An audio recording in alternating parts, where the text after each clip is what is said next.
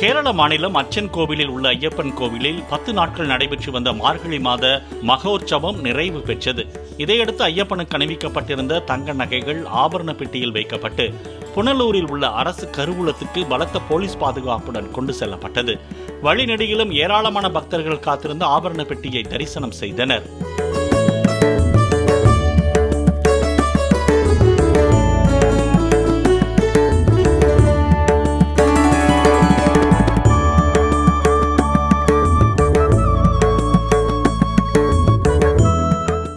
Play store மற்றும் app ஸ்டோரில் இருந்து பாலிமர் செயலியை QR கோடு மூலம் பதிவிறக்கம் செய்யுங்கள்.